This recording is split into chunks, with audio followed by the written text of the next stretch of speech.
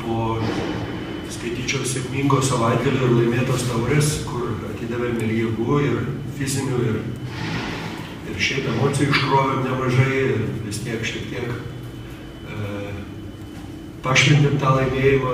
Tikrai šiandien atrodė labai susikaupę, labai dėmesingi ir energingi, kas galų gale privedė prie pergalės. Taip, kad jiems didelis dėkui už profesionalumą.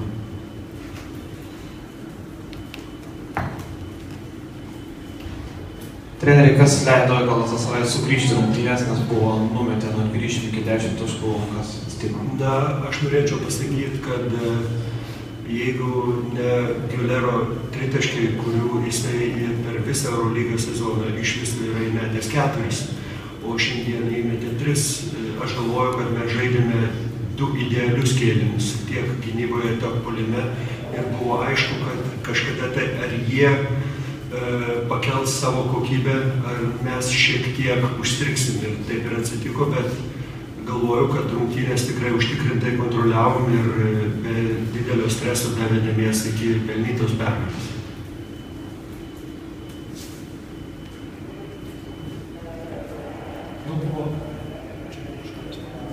Daug buvo spėliota, kaip komanda atrodys be Gudaičio. Ar tai, ką matėte aikštelėje, tenkina jūs?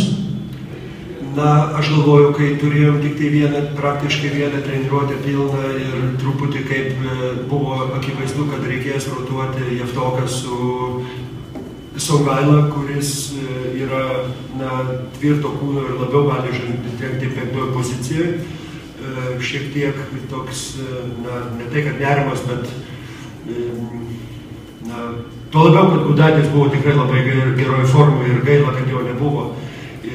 Bet aš galvoju, kad šiandieną truputį dažniau rotuojant mūsų centrus, aš galvoju, jie puikiai atliko savo darbą.